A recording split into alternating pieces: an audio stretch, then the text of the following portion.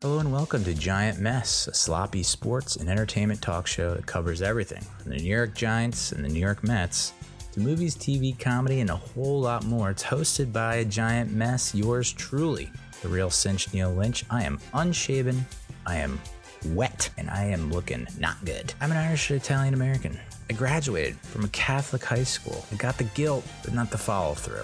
And I went to a research university known for producing doctors, lacrosse players. And I said nay to each of those things. Instead, I like to tell funny stories, and I hope you laugh, because that's the main goal. I get one laugh, that's one extra credit, that's one bonus point, that's one little credit in the life meter. If this is a video game, it goes up by one. Every laugh I get, you're literally feeding my soul with all the laughs you give me. Thank you. I appreciate it. You can leave a voicemail at 862-268. Nope. 862-248. Nope. 862. You know what? No one uses the voicemail. Fuck it. Who cares? Just look it up. Giant Mess phone number. Maybe it'll pop up. I don't know. You can subscribe to Giant Mess on YouTube. You can actually see my ugly mug making all kinds of weird expressions that you can't normally get when you're just listening to the pod on some kind of audio platform.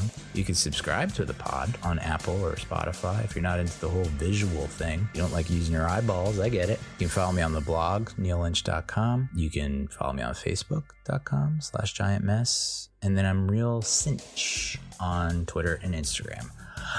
On today's episode, I'm going to recap that wacky road trip that the Mets had for the past week or so against the Braves, Phillies, and Yankees. A lot of emotions, a lot of ups and downs. Is it time to panic?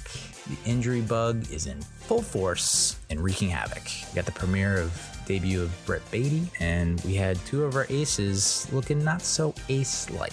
The Mets are the cure for what ails the Yankees. That's for damn sure. But we do have Philadelphia's numbers, so that's great. Thank God we're done with those D-bags. I'll also talk about the Giants' preseason Week 2 game against the Cincinnati Bengals, the defending AFC champions Cincinnati Bengals, the performance we got from Daniel Jones, my thoughts on Antonio Williams, breaking down basically every position group on the offensive side of the ball, and then taking a look at what we can expect on defense. Is all of this just one big mirage, or are we barreling towards disaster? That and more. So I'm cocked, I'm loaded, I'm ready to go. Let's fire away. I hope you enjoy. See you on the flip. The Yankees were slumping, and that was a big story. Like 4-14. They've lost over the past 20. They've lost this many games, and now they're like only this many games ahead. And so, I'm thinking the Mets are gonna absolutely feast on these motherfuckers. And nope, they just got swept. They lost both games. Scherzer wasn't his. I mean, it's now back-to-back games where he's let up 4 earned runs. You had the viral clip of Aaron Boone pounding the table, and you think, oh, okay, we're getting the Yankees right at the right time. And it's like, yeah, dum-dum.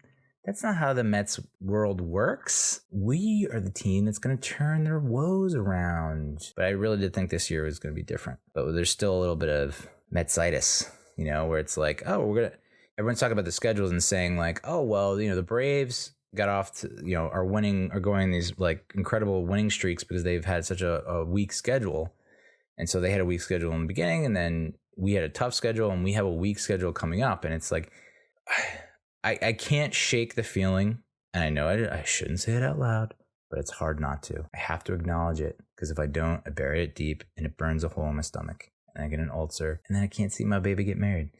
Everyone's talking about this soft schedule that's coming up, but it's like someone said that the Dodgers in their series against the Pirates and another shitty team, maybe the Marlins, it's like they're like 1-5. And I could just see that happen to us, where it's like we're just full on expecting to sweep or win these series, and maybe it's like we split or lose the series, and then we're like, everyone's kind of like, oh God, no, it's happening.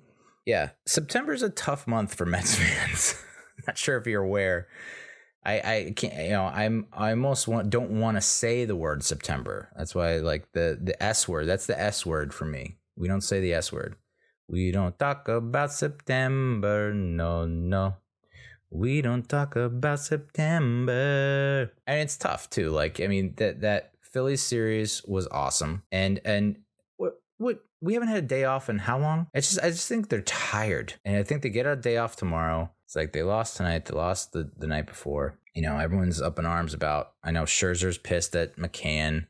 McCann's in a bad spot, or it's like, I think someone posted a stat on Twitter where all the Mets catchers have an OPS of like less than 600, which is that's just rough. Especially from, I look at James McCann, and I know I don't know the guy personally, but I see everyone else on the team like getting along with each other and having a good time. It feels like there's a good vibe in the clubhouse, but McCann just seems like he just wants out. He's like, I don't want any part of this place anymore, despite all the winning that we're having. It just feels like he just doesn't want to be there anymore. I don't know. I mean, he's struggling so bad right now. There are a lot of guys struggling right now. So the day off is good. It's a good day off. But that Mets Phillies series, as much as I'm haunted by Mets memories of old, coming down the stretch in the season, how we have a tendency to, after such a huge doubleheader game the day before, then coming back on a Sunday when it's a guy who, the Mets are rolling guys out there I have never seen or heard of. And I, understandably, I'm not like a diehard. I don't know the full 40-man roster at single A like a lot of people do. But I do follow the guys on Twitter that know about the Mets minor leagues. And I haven't seen or heard a peep about any of these dudes. Like Escobar goes down, Guillorme goes down, gets hurt. And there's these Perez Marrero, I think, and some other guys just like, what? Where's Vientos? Where's Mauricio? Where are all these guys that I keep hearing? Alvarez, I keep hearing and seeing them on my timeline, and they're not up. But these guys I haven't heard a peep about are now at the major league level, suited up and starting. Like, what? And then, of course, everyone was all up in arms about Brett Beatty not coming up, and then he comes up and he homers in his first ever at bat, and it's like, oh my God, we have the next David Wright. He's going to be like Michael Conforto was for us in 2015, and then he's gone into a pretty bad slump now. And he's made two pretty significant base running errors, one of which he got away with, and the other one tonight he did not, where it's like he keeps looking at, it's like, just run, dude. Don't look at what's going on. Just run, Forrest, run. Whatever. I still think as bad as the Mets Braves series was, and the only reason that was bad was because of all the injuries. I think Walker leaving a game early, had another Carrasco, all the freaking rain delays, that they exhausted the bullpen, and they had to have Darren Ruff come in, throw a couple scoreless, no big deal. So I think the day off will be great. But that Mets-Phillies game, that Sunday game, I've seen it so many times where we just stink in Sunday day games. It's just like no one wants to be there, and it's just like awful, and we usually lose. But this one was like we had every right to lose, or we have every chance or opportunity or excuse to lose. We're throwing a pitcher who no one's ever heard of before. But apparently he's the youngest. I don't know if this is right, but he's the youngest. We're talking about Buto. He's the youngest Mets pitcher to make his first start at 24 years old, which cannot be right, because I remember that was like the whole thing, or the appeal of like the Generation K with Pulsifer, Isringhausen, and who's the other one? I can't remember. Good Lord. But I guess they were not 24 like this dude. And of course, the Phillies get out to a big start at the beginning, 4-0 hole. And I think a lot of teams would have been like rolled over, because it's like, all right, well, let's just split the series and get out of here. And they just kept fighting. And what a finish. My God. Great win to pull out. Mark Canha giving his like very memorable moment. That whole series for the whole season has been just highlight package. Like all the top Mets highlights seem to have come from the Phillies series, like the combined no-hitter, coming back down from big to win the game early on in the season. This comeback, Canha's 2 home runs, and the bat flip. Just is such an amazing bat flip, especially after Gene Segura, like in the bottom of the 8th, he had the home run and he like went nuts rounding the bases. And that probably just took out a lot. It's got to take a lot out of your team. And then you come in against the Yankees, who have been limping and struggling with a bunch of guys in their lineup that are hitting under 200. Like Aaron Judge, who leads the league in home runs, has gone powerless. He's just hasn't been able to hit the ball out of the yard. And of course he just mashes against us. And you're like, oh, yeah, well, that is the MVP candidate, the top one right there. Okay, got it. So it's unfortunate we lost both against the Yankees, but it doesn't faze me that much. I'm more concerned about, there was a point where I was like, after we took 4 or 5 from the Braves, I'm hearing chatter that the Phillies are the team to watch because the Phillies were on a hot streak, ever since they got rid of Girardi.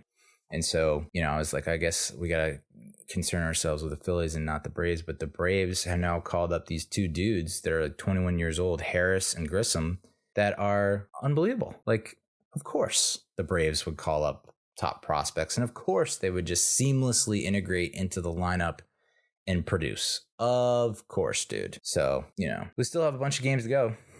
We still have that S word month coming up. And my hope is that we can just hang on to first. And you still have to worry about the Dodgers because they just seem like they're just unbeatable in everything they do. Someone was saying, dating back, if you were to take the last 162 games for the Dodgers, they would have been like 116 wins or something like that. It's like, oh my God, dude. But as we've seen with like the Mariners and with a lot of teams that have like unbelievable, amazing regular season efforts, they don't always win the World Series. And then that's when my buddy, they brought up the Cardinals again. I was like, I keep forgetting about the Cardinals, dude. Because there's always that one team, like it was the Nats in 2019, I think, where it's like no one expects them to do shit and like barely make the playoffs, and then they coast to a World Series championship. And I think the Braves even got off to a pretty subpar start to last year and ended up winning it all. So, baseball. That's baseball, Susan. So, I think they just gotta stay healthy. I think hopefully they'll get Tyler McGill back and he'll be able to contribute either in the rotation or out of the bullpen. Trevor May, ever since returning, he's been kind of like a horror show for the most part. As he comes in now and everyone's like, oh, well, here's at least a couple runs that we're going to be down. But, I think he's just got to get his confidence back. And, like a lot of people have been saying, he just can't, you got to give him some movement and some variety on these pitches. You can no longer just throw 94 down the pipe. You got to locate and you got to get some movement on it. And Walker,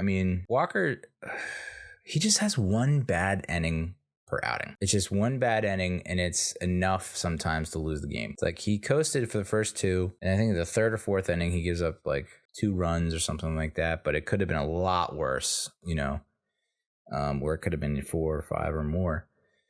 He just has that one bad inning every time, and they're not allowing DeGrom to go past 75, 76 pitches so far. I think they have Scherzer on somewhat of a limit. They let Bassett go over 100 pitches, and it is smart for the most part. You don't want to blow your wad in the regular season and then not have anything for the postseason. I think that's what happened to the Mets in 2006, I want to say, where it was just like our starting pitching was running on fumes. But I don't see that happening now. I think even David Peterson, so nice to have him as a spot starter.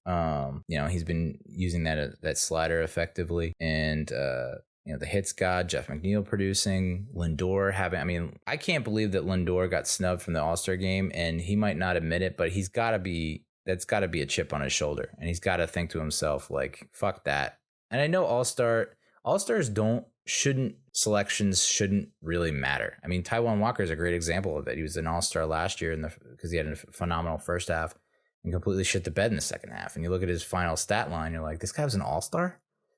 So I think he had to take that a little bit personally, and he's been on a tear. And I know Polar Bear, Pete Alonso's been in a slump, and he snapped his bat tonight, but it's bound to happen eventually for the majority of Major League Baseball players. You're going to go through a cold streak. And I think I think it just takes a little dink hit or something to turn it around. Doesn't take much for him, I don't think, I know that there were some people that were on him a lot of times because he would leave runners stranded or runners in scoring position, but he has, I don't know if it's still the case, but the most RBIs, like go ahead RBIs of anyone with, whoever meets the minimum of anyone in the major leagues. You can't say he's not clutch when that's the case. So, he's let us down a few times in the past week or so, but he'll come back. He'll come back strong. And that's the beauty of this team is that, that you look at that Sunday game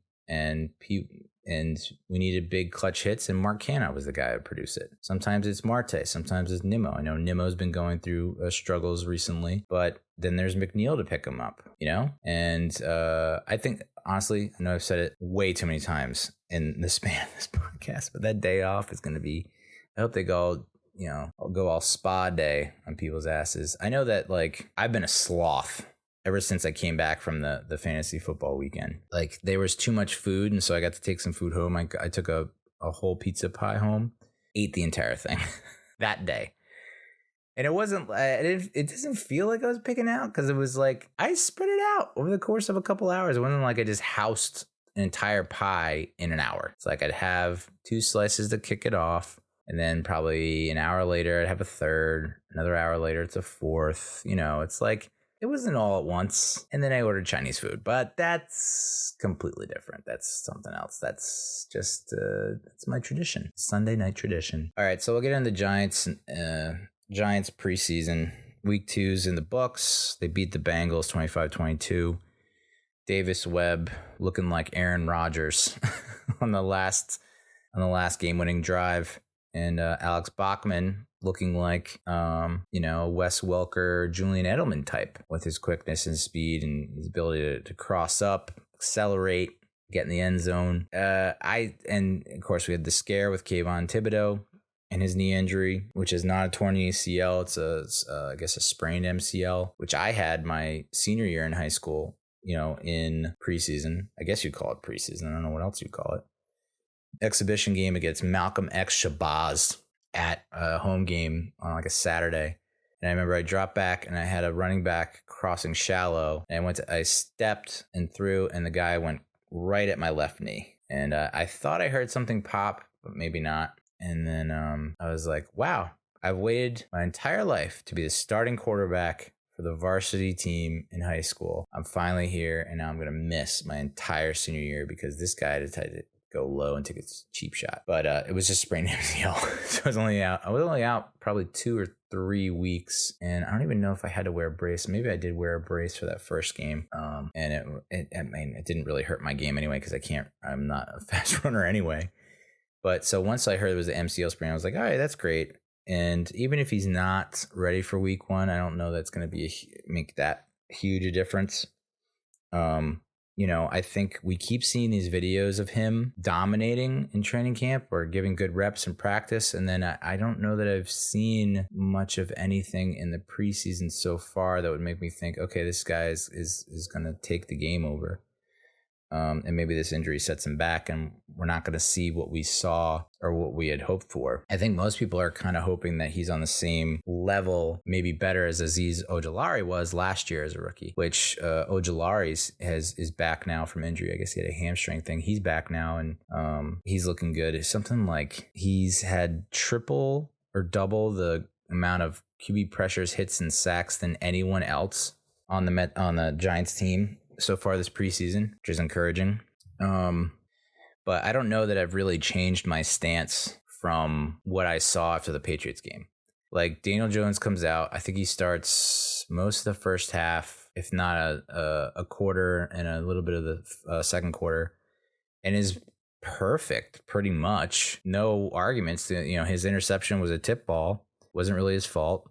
It's possible he might have missed an open running back on the left that could have picked up chunk yardage, but he still threw it to a guy that got a first down. It's you could nitpick, and I do love to nitpick, but it's okay, I don't know that really changes anyone's opinion of him, because it's against backups, and it's preseason, and it's vanilla looks, and it's base packages, and it's you almost expect him to do this. And if he did anything worse than what he did, then there would be a reason for concern. At least that's my takeaway, is if he had come out and sucked and completed half his passes and got picked up and got legitimately picked off once or twice, no touchdowns, then it's all right, panic button, smash it. But that's not the case. I mean, he was perfect, but it's still it's cautious optimism with him. I think I just like the look of the offense from a scheme point of view perspective. Crossing routes, high completion attempts that are going to get you move the chains and that are alternating looks. It's not just let's run 5 yards down the field and turn around. Let's not run 10 yards down the field. Let's use some movement. Let's move some guys around. Let's let Danny dime. I think that's the saying this year, right? Let Danny dime. Let Russ cook. We're going to let Danny dime. Tight window throws, which he is usually good at. I mean, that's what he was good at and excelled at in his rookie year, 2019. And you saw it a little bit on Sunday night, with the back shoulder pass of David Sills and, the tight throw to Colin Johnson where he bobbled it a little bit. But I mean, the biggest concern for me, at least on the offensive side of the ball, is the wide receiver situation is just out of control. I have no doubt that Saquon Barkley is going to have a career year. I'm oddly enough, even though I don't think we're going to win a ton of games, which maybe I need to backtrack on that after looking at the schedule and hearing about the schedule and like some of the teams we're going to face, and considering that our defense, I don't even know what to think of our defense at this point. But I do think that Saquon Barkley is going to have a career year, better than his rookie of the year campaign, I think. I mean, he just seems so determined, and I think that you're not going to see the bullshit that you did in 2020 and a little bit of 21 where it's like the guy has 0 holes, and getting him in space, getting him in more favorable chances and opportunities, using him as a receiver, which I've been harping on forever for the past 3 seasons. Get him the ball in space. I think Justin Pennick said, but on Talking Giants, like the running game, like the passing game to backs is an extension of the running game. You don't need to hand the ball off to him to be effective. Just get the ball in his hands in space so he can make a move and get you more yardage, baby. So I think he's going to have a phenomenal year. The tight end situation's fucked. The wide receiver situation is fucked. And the O-line situation is not great. I mean, you have to hope and pray to every god there is in the book that Andrew Thomas and Evan Neal stay healthy, that Glowinski stays healthy, that Lemieux's toe thing doesn't become a ongoing thing, that Josh Idowizu from UNC, that he ends up, that his raw abilities are refined and he's able to contribute. Because, I mean, it's the interior of that line that kind of scares me. But, someone posted a picture of that O-line forming a pocket on Sunday night. And I was like, oh, so that's what that looks like. Cool. I've heard about this pocket, this so-called pocket. So, has it changed my mind about anything? I don't know. I mean, I just think our tight ends, I was hoping for more from Bellinger. I forget that we had 11 goddamn draft picks from this past draft and that 7 of them are hurt or injured. Cool, I guess. Darian Beavers, he tore his ACL. You can't tell me that frickin' turf is not a monster that snatches soles and ligaments. That turf monster needs to be put down hard. I don't know if we need to call 11 from Stranger Things or we need to call The Witcher or who. But this is just, it's absurd at this point. We're losing good men. Lost some good men out there.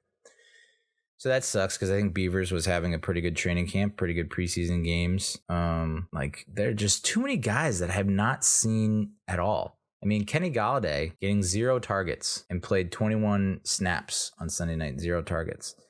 It's the preseason. It doesn't matter. But at the same time, just for our mental health, throw him a bone. Just so he can get a catch, you know what I mean? So he can stop all this conversation and talk, because people are not going to stop talking about it. They're not. He's really got to, I don't know. And now it's like the writing's on the wall that Jones is just not comfortable with him now, and that he's not going to go to him when the chips are down and the pressure's on. And so I have a feeling I ended up, and this is what's, I guess you could say funny about my hypocrisy, is that last week I'm like, I want him off I think I want him off my team. And then I drafted him on my fantasy football team. He's great value pick though. I mean, I got him in the friggin' 10th round or something like that. But I look at his projected stats in fantasy football and I'm like, oh my God, it's basically the same as last year. You gotta be kidding me. He's supposed to be our wide receiver one. Like Sterling Shepard is like, I guess all signs are pointing to he might be ready for week 1, because if he's not, he'll have to sit out like the first 4 games or something. But like, is he going to be what he was before? Probably not. He's basically going to be like what Victor Cruz was in 2016. It's like maybe he'll have a big catch here or there, but he's not going to like take over a game or make the same kind of moves that he's had that he's done in the past. So it's like I don't really have awful high expectations for him. Darius Slayton has done like a disappearing act. People are claiming that he's going to get traded. Galladay is like, I don't know what is going on with him. And then we've heard nothing but good things about Wan'Dale Robinson in practice and training camp. He hasn't done shit in the preseason games. I haven't seen anything out of him. And then Kadarius Toney is like, he's also like, is he on the team anymore? I don't even know. He has a mystery injury, which is outrageous in this day and time, in this age. It just is. Mystery injury? Don't you have to disclose this shit? Isn't there a rule that, like, league rule? So it's not a whole lot of, it's not inspiring any kind of confidence in me whatsoever. Seeing that Galladay has a history of injuries, Kadarius Toney has a history of injuries, Shepard's coming back off of serious injury, Slayton is just like nowhere to be found, Wan'Dale Robinson might be too small. Like, you know, that was something I was thinking about, and that it was kind of confirmed listening to Talking Giants with Bobby Skinner, is like the plays that he got a touch that was like designed specifically for him and they were manufactured and they didn't do well. So that sucks. So I guess ground and pound, baby. You know, it's going to be a lot of the leaning on Saquon and the running backs. It's going to be, we can run the ball, and then we're going to try and do these check downs to whoever our backups are. I mean, Matt Breida, I guess, is on the team. I haven't seen him at all. Gary Brightwell, I don't think he got any touches if he's still on the team on Sunday. It was mostly Antonio Williams and Corbin, which I am kind of a big fan of Antonio Williams. I don't know if it's the 21 that he wears or what, but he just seems like he's a solid dude who can make some moves and is a powerful, powerful being. So offensive side of the ball, I don't see us scoring. I think we'll move the ball more. I think we'll score more points. I mean, we have to score more points than we did last year, but I don't see us making this huge jump to like, oh, we're now scoring 30 points every game. It's like, let's just be happy scoring. Let's just get over that 20-point barrier. Like if we get close to that and over that each week, I think we have a chance. And the defense, I mean, the Thibodeau injury sucks. Losing Beavers sucks. The big, I mean, obviously it's still the secondary that is just, it's becoming a national joke now, a national punchline, which is great, where it's like Aaron Robinson has no right being the cornerback too. How they don't have someone else to step in there and fill in is preposterous, but this is what Gettleman has got us into. You know, we had a CB2, we had a CB1 in Bradbury, but because of his salary cap mishaps, he's now gone to Philly, the worst place in the world he could have gone to. So I don't know. I know that Clem from Barstool suggested that, you know, once the cuts start coming down and rosters get pared down, that we might snag just like an average cornerback, maybe like an older cornerback who just doesn't look as bad as Aaron Robinson. So there's always hope for that. But like Dane Belton, I haven't seen him at all on the field as a safety, a rookie safety. You have Julian Love and Xavier McKinney are your two starting safeties with Andrew Adams back in the fold. Our defense is just hard to gauge. Like, are they going to be good? Like I feel like with Wink Martindale, they should be able to be a top 10 defense. I know that's very biased, but I just don't think that's very unrealistic. Looking at what we had in 2020 when we were number 9 ranked defense, and I understand it's a completely different scheme and mostly different personnel, but you get Blake Martinez back. I understand he's coming back from a serious injury, but he's still better than what we had going on last year. Tate Crowder at the will, which I thought was interesting. Ojulari, Thibodeau, Williams, Lawrence, Adoree Jackson, and then you got Aaron Robinson and Darnay Holmes, who still has not allowed a touchdown, but still can't cover in man coverage. I don't know what happened to Rodarius Williams. It's just like, I don't know. I could very easily see us, and this is where the pass rushers really need to step it up, because our secondary blows. So all you're hoping for is that Martindale is able to wave his magic blitz wand and cast a spell on the other team with all these aggressive rush packages, and the quarterback won't have time to find the open guy. That's really the hope you're going for. I mean, we did not get a ton of pressures last year, and I think that people are low on O'Shane Zimenez. Is Jihad Ward the answer? Probably not. So I don't know. I know that Wink kind of dialed back the blitzing in the game against the Bengals, but I don't know what the hell to expect in that opening game against the Titans, an away game. I have no freaking clue. I mean, honestly, I don't know. I mean, I still think it's an L for us. I think maybe we keep it close through a half at least, maybe into the fourth, but there's just way too many question marks with this team. Way too many. I'm looking at this schedule again, and it's like, shouldn't we be able to beat the Panthers at home against Baker Mayfield?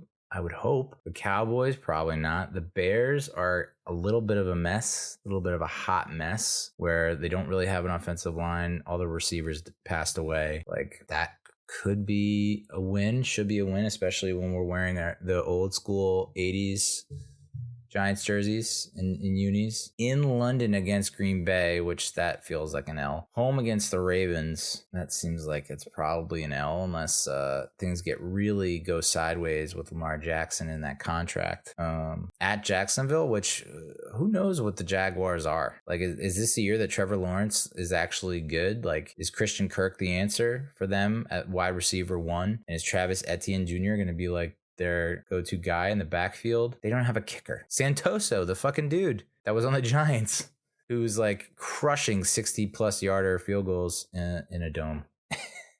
And now he's off the team and they don't have a kicker. But also screw Doug Peterson. So that's the Doug Peterson revenge game, and I hope they blow the Jaguars out of the water, but who knows? Who knows? At Seattle, I mean, you would gotta think that should be a win because they're in a state of disarray with their quarterback situation. Against the home against the Texans, home against the Lions. You have, what's his name? Davis, Mills, and then Jared Goff. So this is what people are talking about with the schedule. Like, it's just, you're facing a lot of quarterbacks that are either unproven or that are mediocre at best. But who knows? I mean, who knows? That's the beauty of the NFL and professional sports. It always has got a twist for you somewhere. But Jalen Hurts, Carson Wentz, Kirk Cousins, Matt Ryan. I mean, the second half of the schedule, I think you get some higher level quarterbacks. So who knows? I just really don't think Aaron Robinson is the answer, and I think Galladay is going to continue to struggle for most of the year. So it's like, even if you have a decent running game